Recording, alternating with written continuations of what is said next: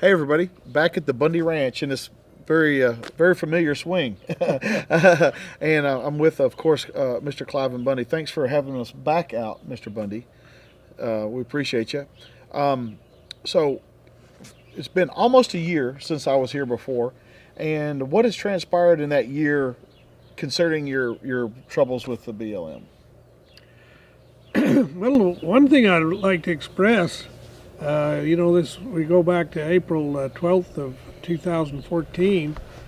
At that time, we was was depressed, compressed, basically overtaken by the federal government to the point that we had no access, no freedoms.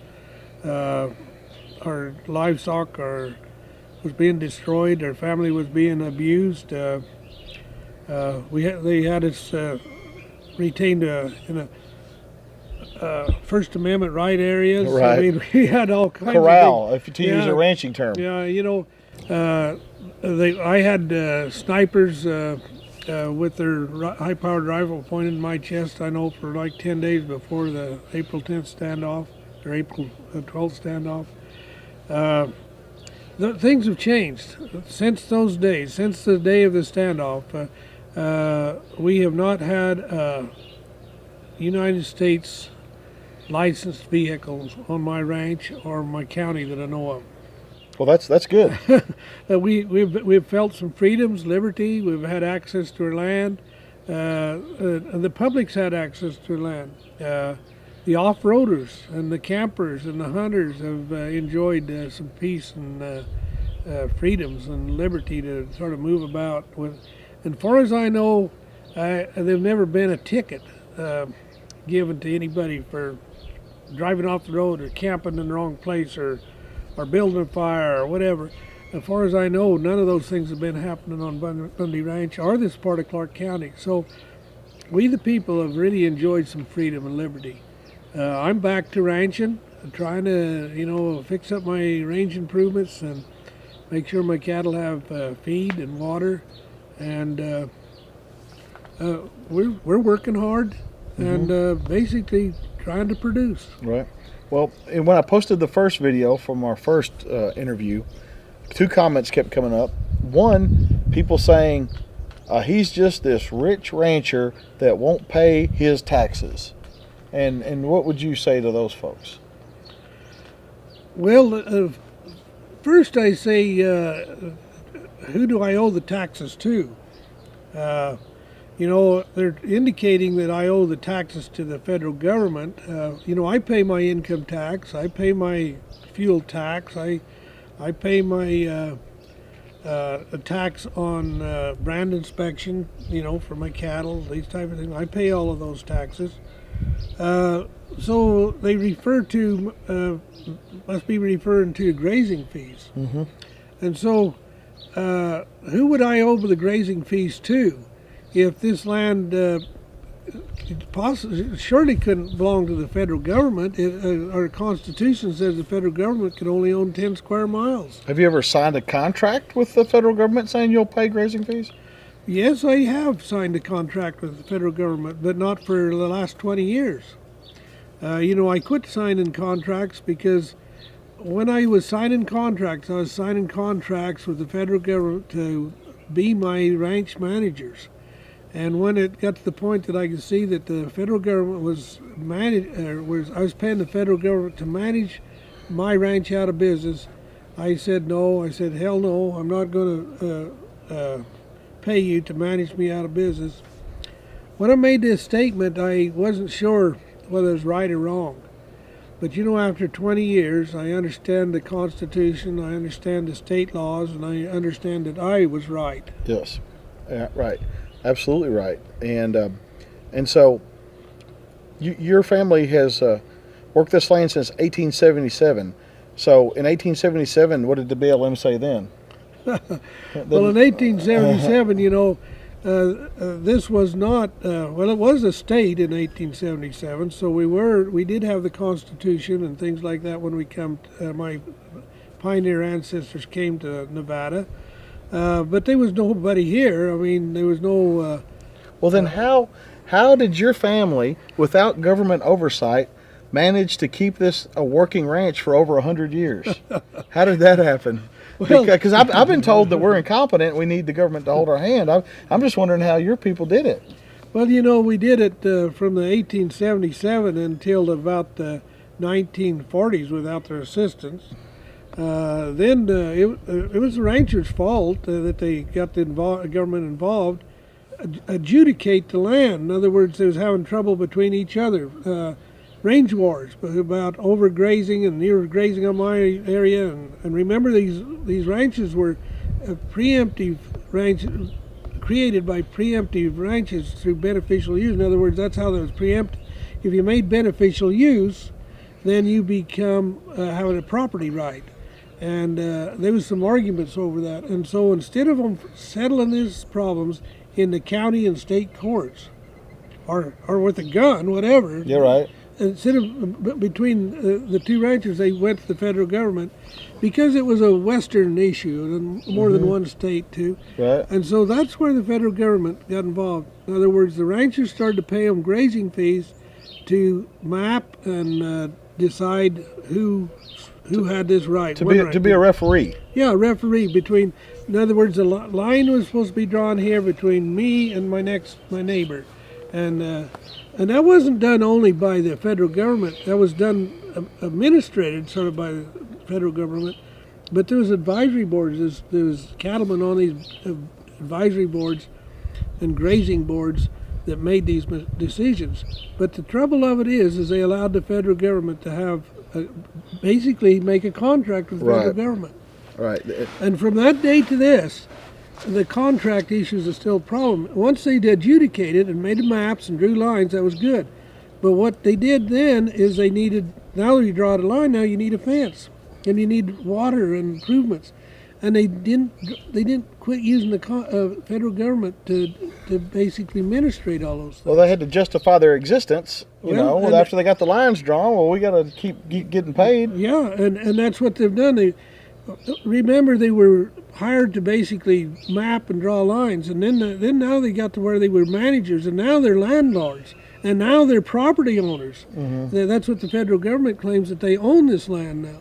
Right. And they can't own this land. It's this land that I graze on is part of the state of Nevada. Right. And the other thing that people were saying when I put the video up was they saw some edited comments that you'd made and said you were a racist. Now, before you answer that, what I want to say is I spent a considerable amount of time here at the Bundy Ranch, especially back when the tensions were really high. When somebody's under a lot of stress, they might say things they don't mean to say. I never heard the slightest inkling of any type of racism from any person, any militia member, any family member, anybody I met in town at all. Nothing. So I just wanted to say that before he answers. I'm telling you, for you people that know me, I've never heard it out of his mouth. So what would you like to say? Well, I'd like to say that you're right, that I'm hoping that, and that would be my desire, that you're 100% right. In my way of thinking, I guess I've learned to love people more, and I never have been prejudiced about which ones I love. When I was out here, I saw Chinese guys out here, and I saw black guys out here.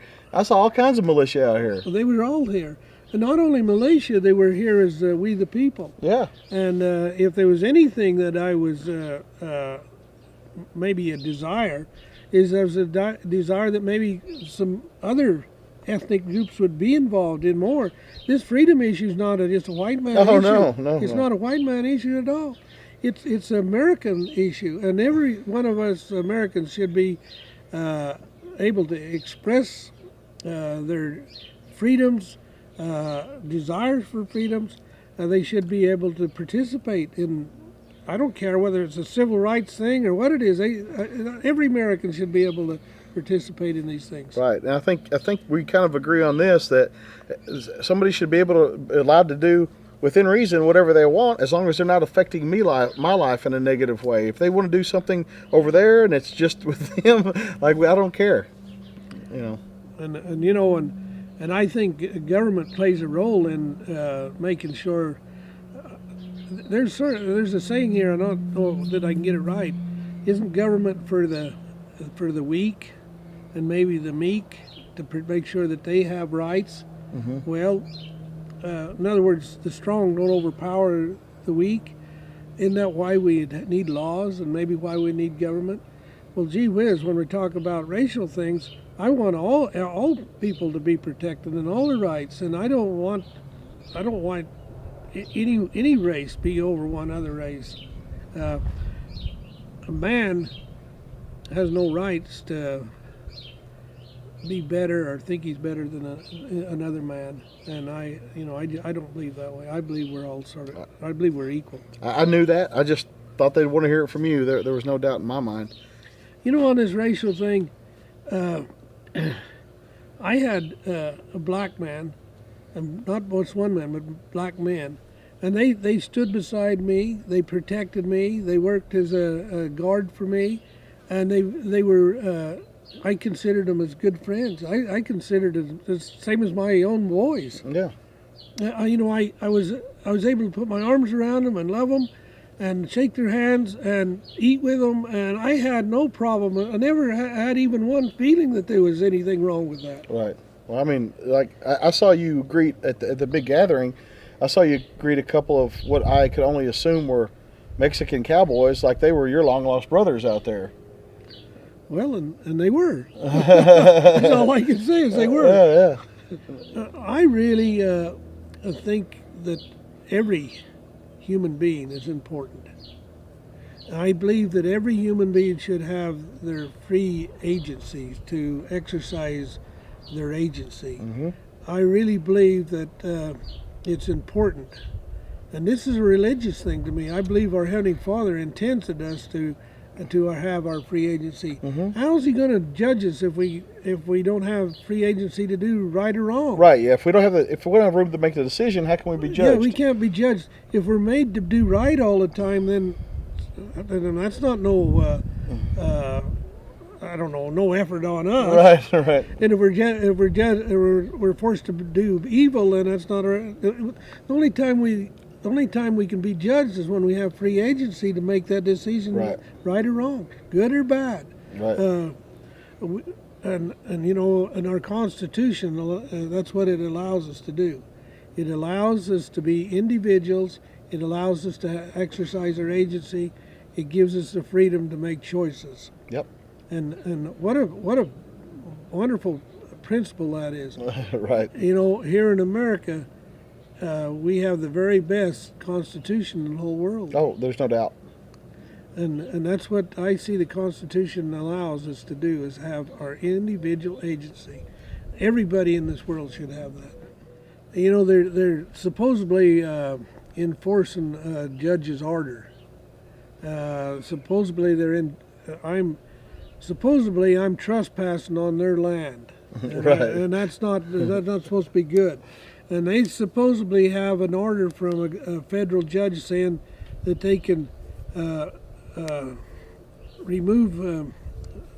seize and remove my cattle. Now that's supposedly what they're supposed to be doing. But when they get here, I look at it and I see it as them thieving and stealing my cattle. I think the correct term was rustling. Yeah, wrestling my cattle. And not only that, they're abusing my cattle in the process of stealing or rustling them, and they're destroying my ranch, my range improvements, and then they start abusing my family, and then they abuse the public by cutting off our access. They're pointing guns at us. They're pointing militia or sniper rifles at us. There's not just only me, but they're doing it to my little kids and my grandkids, and then they're beating up my family, kidnapping my family. They go into all of these things. They get to the point that they're even taking their First Amendment rights away from us. And what's their excuse? Well, their excuse has to be that they're wanting unlimited power. They're wanting to treat us just like the King of England was treating us, that we're subjects, and that we're not subjects, but that's what they want us to be, is subjects. and they want to treat us as though they have unlimited power to make all the rules and regulations as say the king did, and as really under Article 4 and 3 of the Constitution at one time in America, and still they have territories. Right. But we're not a territory. Right. I live in a state of Nevada, and I have the Constitution, and I have state sovereignty, and I live in a county with county governments, and that is my opportunity to live as a sovereign person with republic representation, and I have a sheriff that is supposed to be protecting my life, liberty, and property. That's the kind of world I live in. Now, the kind of world they think I live in is they want to treat me as though I'm a subject. They have all unlimited power to make all rules and regulations, and I better live by them. And I don't live in that world. Right. Amen. Amen. You know, it's funny when they said that they made it out like he's this rich rancher that won't pay his taxes. What I thought was so funny about that is Clive Bundy, he literally is one of the richest men I've ever met. But that's in things like family. I mean, he's got kids running around like crazy and grandkids, and I think there's some great grandkids running around here. And there's so much love in this house. You know, they just had us for lunch. I've eaten several meals at their house, and when you sit down at their table, your family, and yeah, I mean, he is rich, but not the kind of rich that you can come and take. And in that, that is like the truest American dream, is to have what Clive Bundy has here at this ranch, and I'm just amazed by it, and what a man you are, what a leader you are, husband and father and grandfather. It's amazing. You really are an inspiration. Well, thank you, and you know, I look at that as blessings. I feel like I'm a very blessed man. I do enjoy a lot of blessings, and you know, I'm thankful for my Heavenly Father. I'm thankful for the country I live in, and I'm very thankful for those that stood behind me. You know, we the people stood behind Clive Bundy and his family, and the militia stood behind Clive Bundy and his family, and I'm very thankful. Now, you politicians better start standing behind Clive Bundy, because Clive Bundy's not going to stop until we have some freedom and liberty here. And Clive Bundy's not going to stop until county governments start acting like they represent we the people. And county sheriffs better start acting like they represent we the people. They better start protecting our life, liberty, and our property. And, you know, take these guns away from these armed bureaucrats. Take those arms away from them bureaucrats. If we don't, we're going to have to face those guns in a civil war, and we don't want to do that. America, wake up. This is a wonderful land we live in. We have an inspired Constitution that is the supreme law of the land. Let's act like it. And there's a lot of joy, and we can all do a little better. Let's all do a little better, America. Let's all do a little better.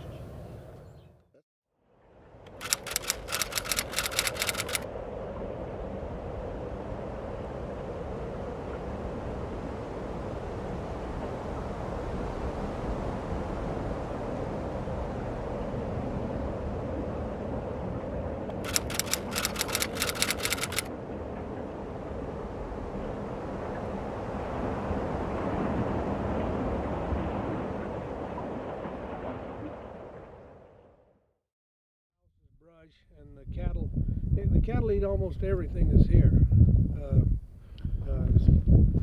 So this stuff here is sort of like ice cream to them. Normally they're eating rougher, bigger plants.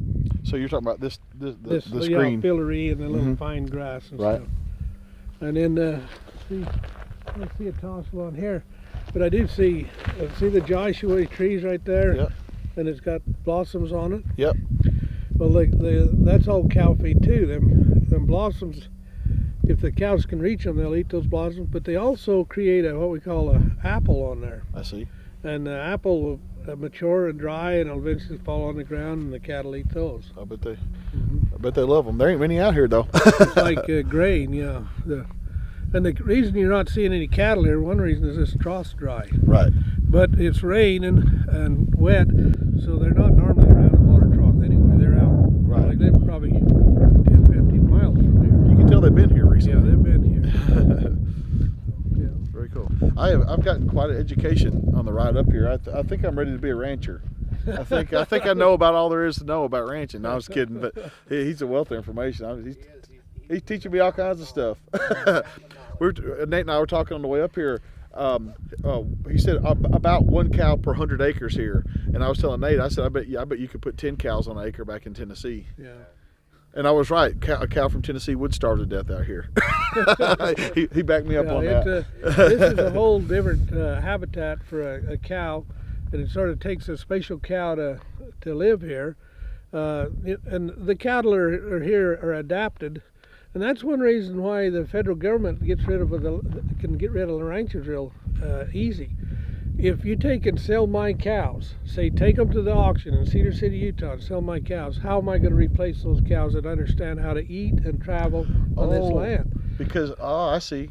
And so say they say, well, it's a dry and it's a drought and the tortoise and the sage hen and everything going to need to feed, so you're going to have to take your cows out. Just for say 3 months. Say, okay, you take your cows off through March, April, and May, and then maybe you can bring them back. Well, what am I going to do with a herd of cows? So I'm going to have to buy feed for them, or I'm going to have to sell them. And if I sell those cows, I can't replace them. Even in a lifetime, I can't replace them. So, I mean, let me just make sure people understand. If he sells all the cows on this property, he can never be a rancher here again because they're gone. Because those cows have learned how to live here, and you couldn't train new cows for that. No, it's like the custom and culture of people. Yeah. It takes time for generations to build up a rancher on the Nevada desert. The Mojave Desert. You just can't bring in Tennessee cows, or you can't bring in a Tennessee rancher. Well, yeah, you're right. Right. We have to. It's something that evolves to the point that now we can produce a commodity for American people off this desert. It's sort of amazing. We can harvest this renewable resource and make a commodity, which is red meat and wool. Yeah. But we can make something that's good out of this dry desert, and we do. That's what we do. We harvest hamburger and steaks, red meat. They're good, and we actually harvest it off this desert. It's amazing to look out here and think that anything productive happens out here besides filming a Western. I mean, it is literally desert. It is literally, I mean, pan over there. I mean, it's like, it literally is desert. This is a range improvement. This is what you call a range improvement. This is where I get some invested interest in this desert range. This water source comes up from approximately 9 miles away. It would come out of a little spring, and the amount of water is probably about the size of a pencil, coming out of a tap, about the size of a pencil stream. And what we do is we move that across the desert, we collect it and store it in storage tanks and control it with float valves, and the cattle come in here and drink it, and then they travel out for miles away from this source. It's a necessary improvement in order to utilize the forage in the area. Yeah. And did you pay for that improvement with a government subsidy? This is all done with ranch money, my private money. Yeah. And this is set up for cattle, but I want to point out something else. If you see this ramp here, this is so wildlife it won't fall in the trough. Or if it does, it can get out. It get out, and like this water trough here will water hundreds of quail, chukar, coyote, and foxes, deer. We don't have antelope here, but we have bighorn sheep. This water source is for all of those animals. Well, I was going to ask what that was for. I was intrigued by it, and I thought it might have something to do with either putting water in or getting animals out. But yeah, for example, if a covey of baby quail come here. What will happen if you don't Right. provide something for that? They're thirsty. They get up here, they fall in the water, and they drown. Yeah. But what I've done is made it to where they can get up here and they can walk down in there and drink and then get back out of here. And if something falls in, they can climb out. And I try to set up all my water improvements for wildlife and cattle. It's community water. Well, sure it is. It's my water. I own the water rights, according to Nevada law. And how I get these water rights is by proven beneficial use. Right. And of course, my forefathers has proved up on this water. And what they had to do is they had to prove that they was using the water to beneficial use for livestock purposes.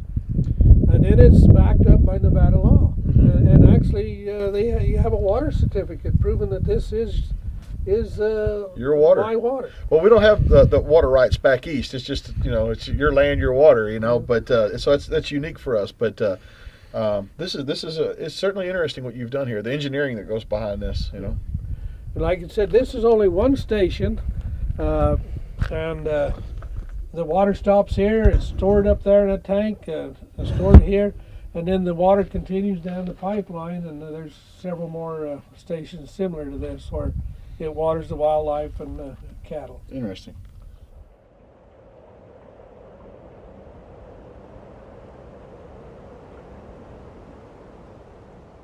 We're sort of right in the middle of Bundy Ranch here. This is, desert. We're about 80 miles northeast of Las Vegas, Nevada. We're east of the Lake Mead Boulder Dam. This is a water improvement. This is an investment that Bundy Ranch has here on this range. This is a water tank. I don't know what it holds. I don't know, about 15,000 gallons of water. There's water troughs down here where the wildlife and cattle drink. And before we get through here, I'll sort of show you. I can show you the spring head here on where this water comes from. It'll be a little bit interested. And then we'll talk about some vegetation, just to sort of introduce you to the land here. Very good. Let's walk over here and we'll get an idea of what kind of water source we have in the desert. And this is actually one of the very best ones I got, so you can get an idea of the small amount of water that comes up in the desert that we have to take care of in order to be able to water the livestock and wildlife. Right. This is all the water we have for miles around us. It's not like we have a river or a creek or a spring or a well. Right. This is it. Right.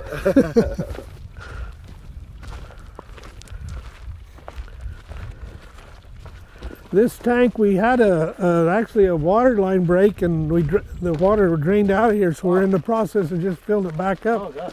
But it takes months to fill a tank up like this. I can see that pencil of water you were talking Yeah, about. and this is one of the best water sources we have here.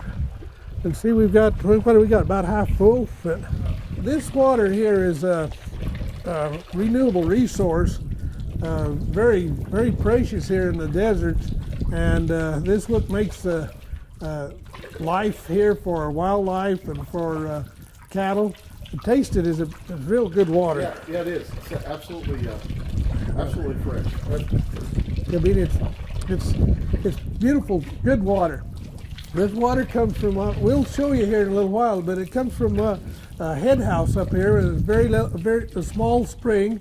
This is actually a big stream of water for the desert, so this is a good source, good resource. Now, how many cows does that trickle of water, how many cows does that take care of? You know, this water right here with the storage and the things set up, this water can probably take care of 300 head of cows a year round. That's a lot. Yeah. Out of that, you can't tell, it's about as big around as a pencil. Yeah. That stream of water, and 300 cows can get water off the pencil. Off the pencil. And so we don't have a river, and we don't have a creek, we don't have a large spring, we don't have a lake. This is what we have on this desert on Bundy's Ranch. Now, how come there's not algae growing with this? Because in Tennessee, if you had a body of water like this, it'd be green. Well, it's cold for one of the things, so it's cold right now. And then we have, you see the mud and stuff. We just cleaned it out when it was dry. So this is stuff we just cleaned this tank. But it don't grow much algae, and I don't know exactly why. Just real good clean water. So this is a storage, and then the storage goes down over here to a water trough, and it has a float valve on it. Now, I saw that float valve. It looks a lot like the ones you might see in a toilet. Yeah, it's about the same thing, a little heavier duty. But what it does is it gives the cattle and the wildlife a drink of water, and then shuts off. So you don't waste it? So we don't waste it, yeah. We have the water tank over there, the storage, and then we have a water trough here that waters the wildlife and cattle. And this is a pipeline and a float valve similar like a float valve in a toilet. When the cattle drink this water down, and the float valve turns on and fills the trough back up. That way we don't waste water. We're trying to save water, and water is the most important thing in the desert. I mean, and there are miles and miles around us that have no water. Well, it's funny. We were just at the other tank that was empty, and I saw no animals. We're here, and there are bees flying, there are flies, there's all kinds of life here around this water tank that wouldn't be here if it wasn't for the Bundy Ranch. Yeah, and it's, the insect is a big thing. For example, some of the environmentalists will say, well, look at the cow droppings, it's terrible. Well, those cow droppings is basically organic. It's for bugs and things. What if some little quail come along here? They have some flies to eat, and right. A lizard has a fly to eat. It takes moisture and organic things to make life, and the cow is something that really makes this cycle. They eat off this big bush, and what do they create? They create a pie here, but all of that is processed in an organic Right. evolution.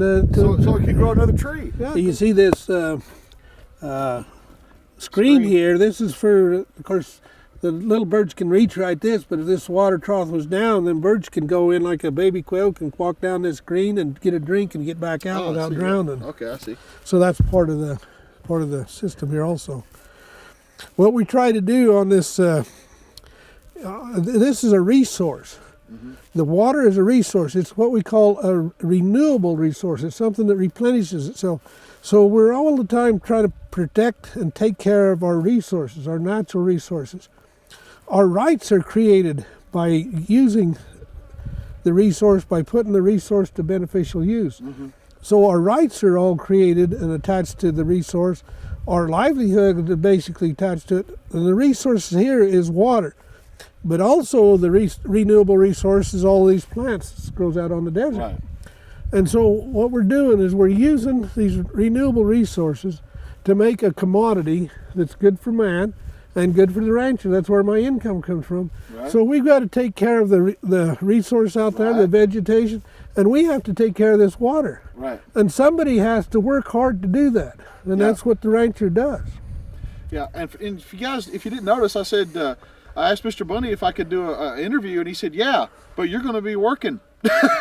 And we didn't sit down for this. We just took right off when we got here. And so it just shows that the work that goes into this ranch. He doesn't have time to just waste a step. We're doing this on the fly. Now we've come to two different watering resources.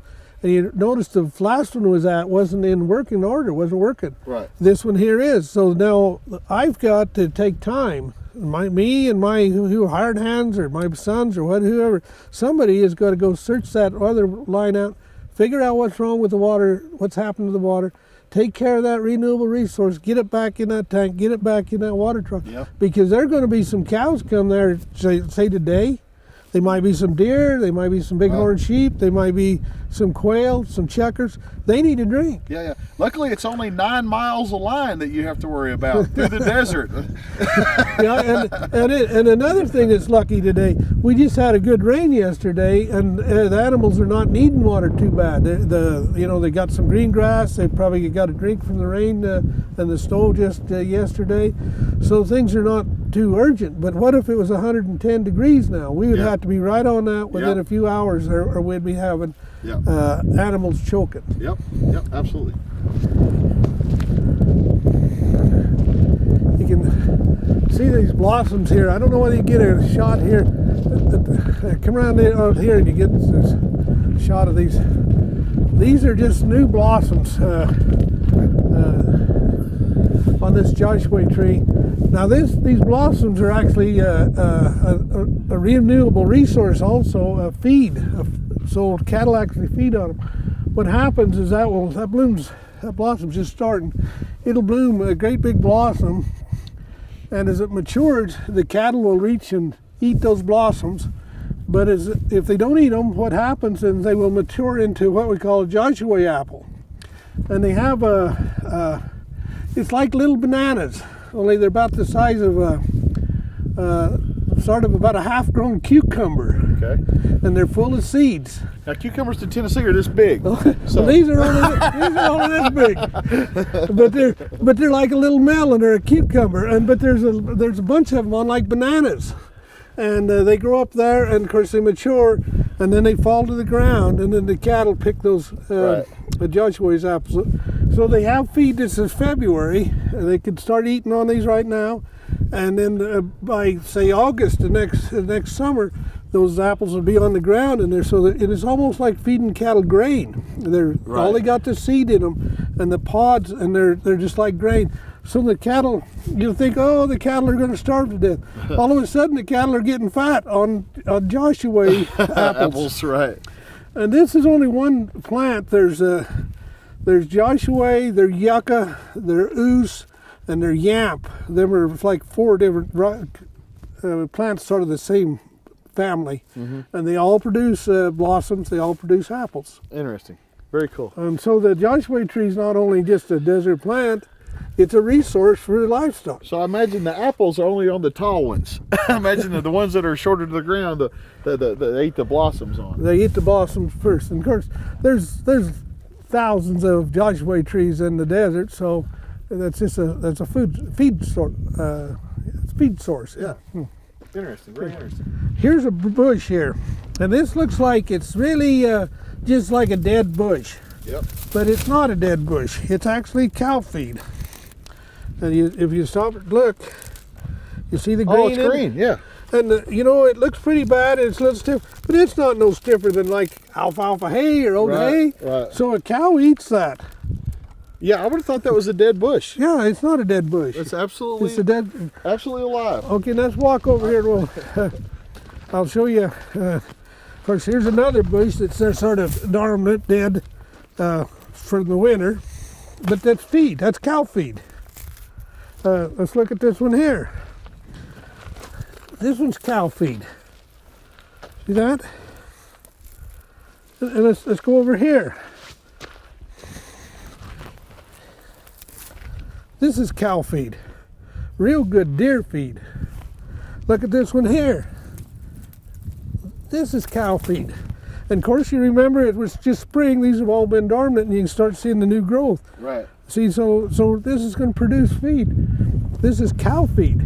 So all here in 15 feet, you pointed out like 5 or 6 different plants. And it just, we just keep it going up through here. Most all of these plants that the cattle use, they browse it. They browse it off the top. If you notice, it's a little bit hard to tell here, but all of these things have been dipped off the top. Yeah, right. And if you take this plant and actually prune it every year, it grows back. This will have new growth on it. You're right. And that's all feed. It's all cow feed. And so over this desert, it takes, say, 100 acres of this to support one cow for 1 year. Well, that's only 6 cows for every square mile. Right. So it seems like, man, how can you got to have lots of land to be able to handle, say, 100 head of cows even. Right. Wow. And in order to be a rancher and support a family, you got to have several hundred head of cows to be able to do that. So it takes big area. It's not like in the East or even the Midwest or you have to have vast amounts of land to run a cow operation. But what we're doing is we are making beneficial use of a renewable resource that nothing else can harvest. Yeah, Nobody else can harvest it. I don't know what else you could do with this desert other than what you're doing. There's certainly not going to be a cotton farm out here. There's certainly not going to be a cornfield out here. No. You know, I don't know any other useful thing that could be done here. You know, the average rainfall in the desert is only like 5 or 6 inches, and that's stretching it. Yeah, we get that every day in Tennessee. and see, and so are we going to make a ranch out of this? Are we going to use this resource, or are we going to just waste it? And right now, people are needing food. You know, they're needing cattle. The world needing to be able to use these resources. And since 1877, your family has provided that necessary thing. We've been producing off this land for 38 years or something like that.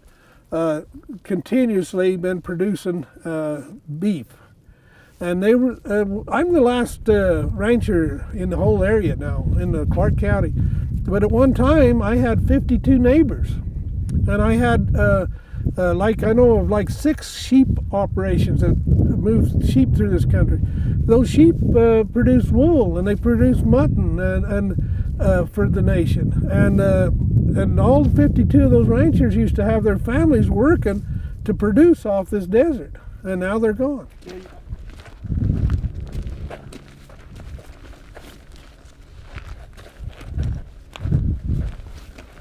You are. Okay, I wanted to show you just some more renewable resource here on this ranch. And here's another brush source. You see, it's just starting to get new leaves. It's real tender and nice. This is a very good feed for like the deer and the cattle. And of course, this is some more. And again, as I walk back up through here, I can start picking different browses up again. Right. Another thing I wanted to show you, though, is you see the green, the grass that's growing under here. These are annuals, and of course there'll be some flowers and things come in spring. But you can start seeing the there are some things besides just brush here. Right. There's grass, and here's another bush. It's a good bush here. See that?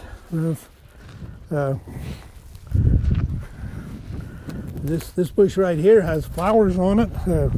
In the little later, everything's greening up. Here's another one here. See, this is all cow feed. As somebody from back east, when he keeps saying it's spring here and everything's greening up, I'm just thinking we have a totally different perception of green back east. Yeah, this is great stuff here for me. Here's but if I was a cow and was just grazing here, you see what I'm going to be eating? You talk about picking up minerals and vitamins out of the desert. Right. A natural diet. Right. Right. You don't get more organic than that. Well, how can you get more organic than these things I'm picking here off the desert? Hey, we're on a search for a head house. This would be the the beginning of a spring for the water resource. And this is where it is. This is an old improvement, a range improvement way before my life. And so my grandpas and great grandpas, and they created this, and you can see it's made out of concrete. So you have no idea how they got the concrete here. Or anything. Right. Tough men, I'll tell you that. Yeah. And I don't know whether I can open this up, but I'm going to try. Why don't I do that, sir? Why don't you let me do that, sir? Let me do it. Okay, sir. Or at least I try. Yes, sir. I'm going to open this up. Yep.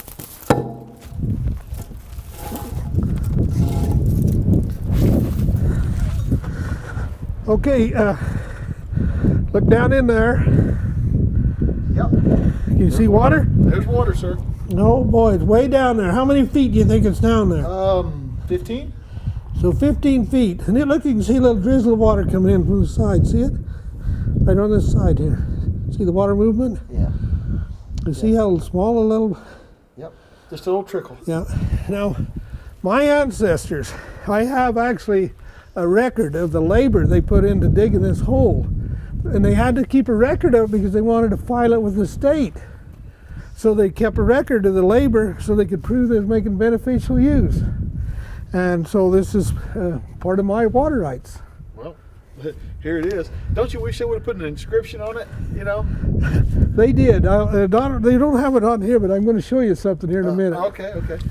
But anyway, this is a example of some of the work and the labor that a rancher goes through in order to bring the water to the surface. Remember 15 foot down there? Yes, sir. And now we got it graded out into a tank, and great improvement. Yes, sir. Excellent. Without it, you know, just water would be just going in the gravel. Yes, sir. Yeah. Never comes to the surface. Would never help any animal. No, it might be a willow tree or something grow here, but that's it. You know? Right.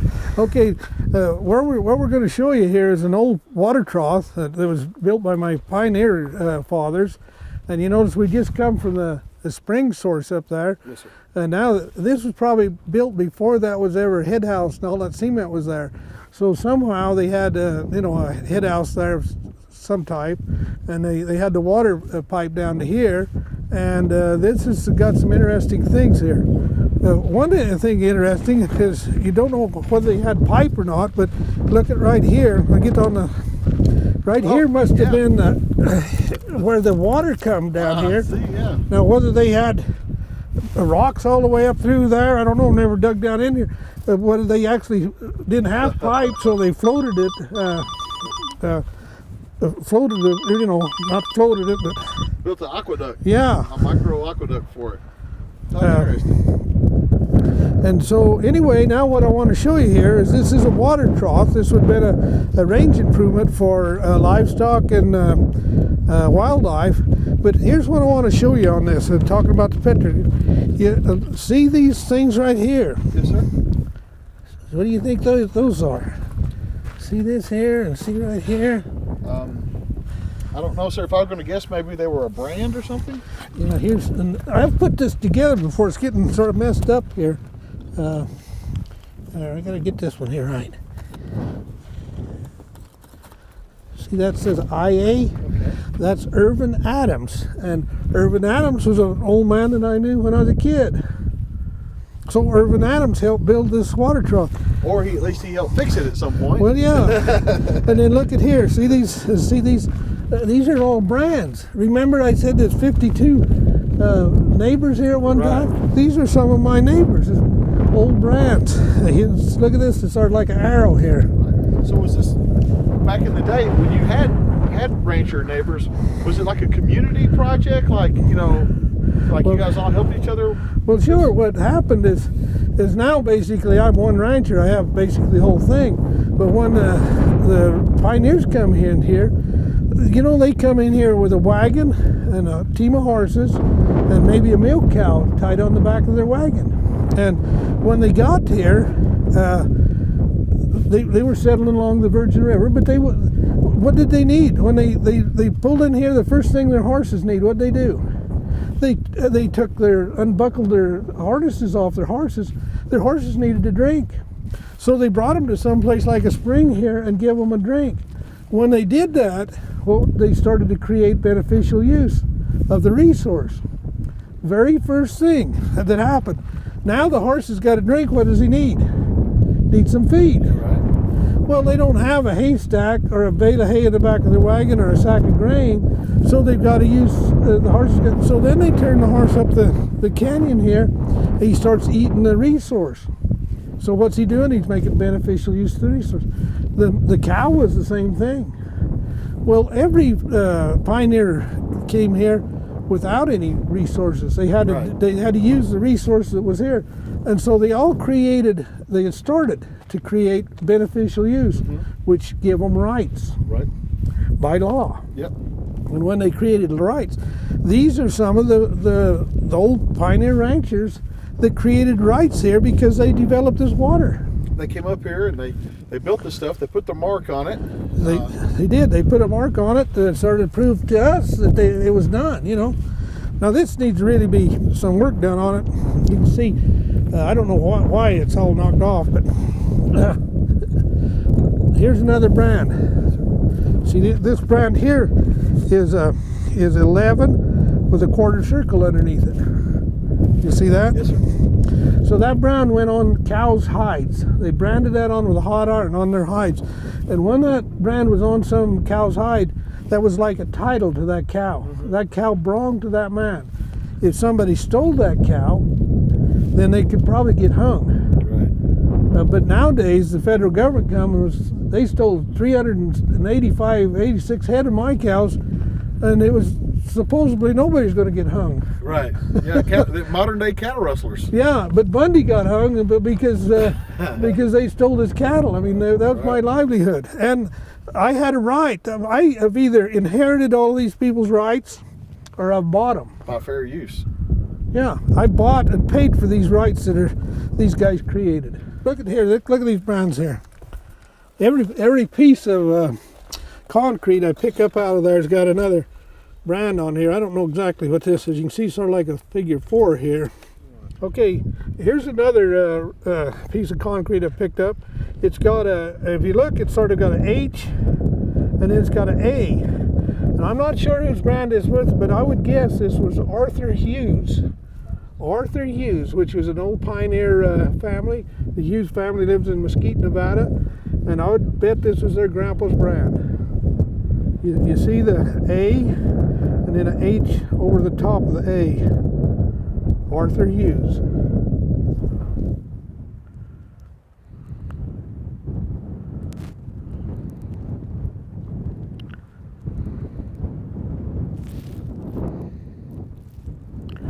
We're here on the Bundy Ranch, on the foothills of the Bunkerville Mountain.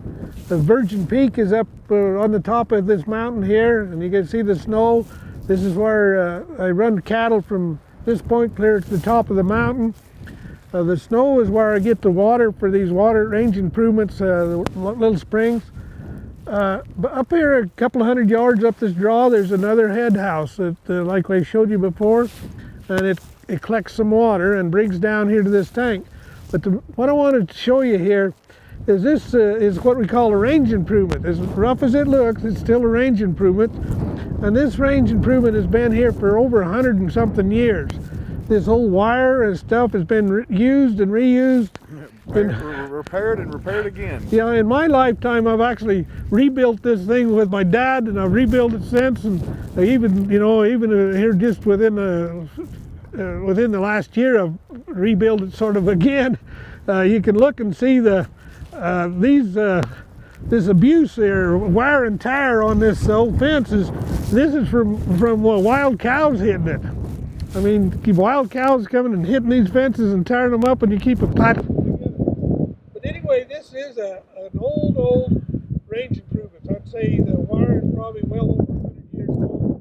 The post, you can see this is a railroad tie. And that proves that the Bundy Ranch is big on recycling. Yeah, recycling. Sure. This post here is a cedar post.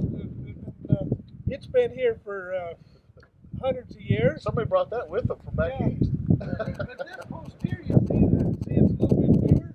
This is one that I cut and put here. So you can see that, of course, we're strengthening this thing up. What we're trying to do is get a wild cow in there and try to keep her from getting away. Maybe we want to wean her calf or sell her or something. We're here on Bundy Ranch, on the foothills of the Bunkerville Mountain, Virgin Peak. We're east of Las Vegas, about 80 miles on the east side of Lake Mead, on the sort of the south side of the Virgin River. We're in Nevada. This is a range improvement. One of the invested interests of Bundy Ranch. This is a water improvement, and there's a spring up here about a couple 100 yards with a head house that feeds this water source. The water source is real small, about the size of a pencil stream of water. You can see it flowing off the tank. This is where cattle water and wildlife, things like deer, bighorn sheep, quail, chukars, This area was being used like 138 years ago by my family. It was also being used by the pioneers that crossed this country in the wagon trains, the wagon days, the horse and buggy days. Highway 91 is down here just like a quarter of a mile down. The main source, and I guess I call it a source, but it was a passageway from Los Angeles to Salt Lake City to New York. So Highway 91 was the main route from New York City to Los Angeles. And it come right past here. All of the horses had to be watered here.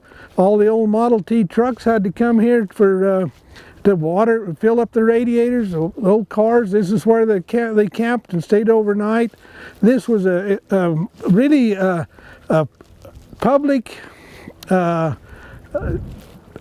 use. I mean, it was a place for parking, place for camping, place for watering, a place to for rest. It was a very important part of the Western movement. And now what I want to show you here is some of my time that I've spent here. I and my uncle Newt Bundy, 1962 right here, VO, which is VO, that's my cattle brand, dash Y was my Uncle Newt's brand. This is my Uncle Newt's earmark. We built this concrete block water trough here. And then later I come and put a storage tank on here. This has a float valve. The water is stored in the big tank. The cattle come and drink, and so that much water is being stored here. So this can water several hundred head of cattle. And this is a very main and important water source on this ranch. What I want to point out here is this is a renewable resource. The water renews itself from the snow. It comes down here. We make beneficial use of it, and the beneficial use is for livestock and wildlife. And then what that does is make it to where the cattle can graze all of this area around here and harvest the resource, which is the brush and the grass.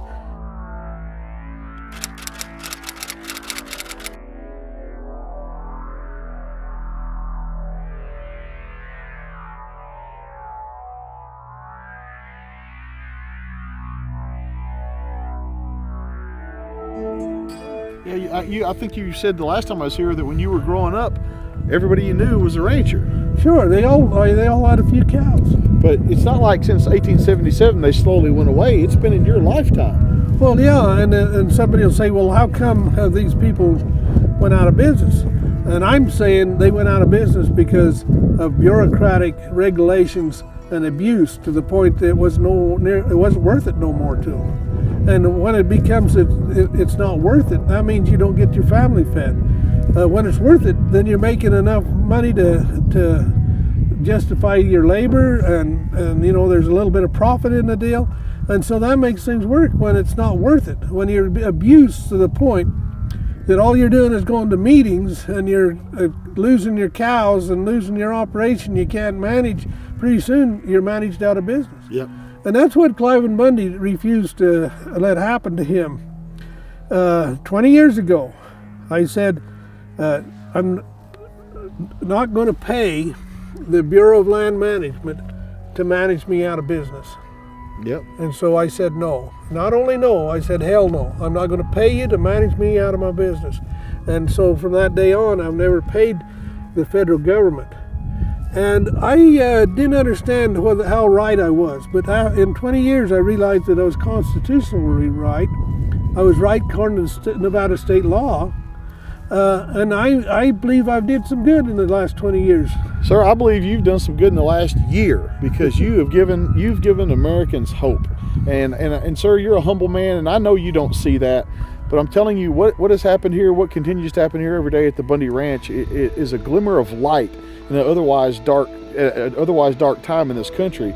And I know you kind of shake your head no when people say this, but you are an American hero, sir. Well, you know, all I can say is thank you for that compliment. You know, my desire, I always say my desire is basically to teach the gospel of Jesus Christ, and to uphold and sustain and teach about the Constitution of the United States. Sir, if you can get Buddha baptized, sir, you're capable of great deeds. I don't even think you know. Well, you know, I have to bring back a statement of my wife. You know, we were in the Hummer. You might remember. We was in the Hummer, and my wife and I was in there, and was headed for the standoff, the Bundy standoff. And we had bodyguards. You know, Buddha was on one side. We had a driver. We had about 4 guys in the back of the Hummer with their rifles, and we're traveling up the road. And then we have the horses along there, the cowboys in their hats, and we have we the people standing here. And my wife turns to me and she said, "I didn't know angels looked like this." I mean, you guys were angels, and you did preserve our life and our freedoms. It wasn't my wife and I that did that. It was you people. Mr. Bundy, stop being so humble. Listen, I will accept what tiny little part I played in this, brother. But if it wasn't for a man like you, those angels would have never assembled. But they did. I know they did. And they come from all over. They come from.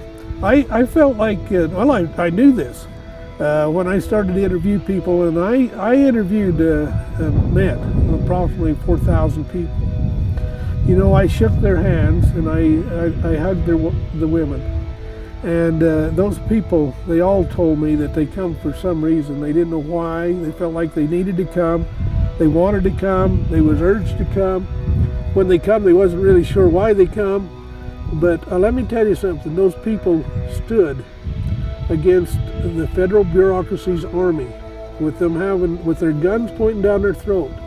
And they stood without fear. Now, how do you explain that? Sir, I don't know. I don't know how to explain it, but I told you that was a historic moment. Maybe you or I don't even realize the impact that will have on future generations, but it was definitely a bookmark in American history, I assure you of that.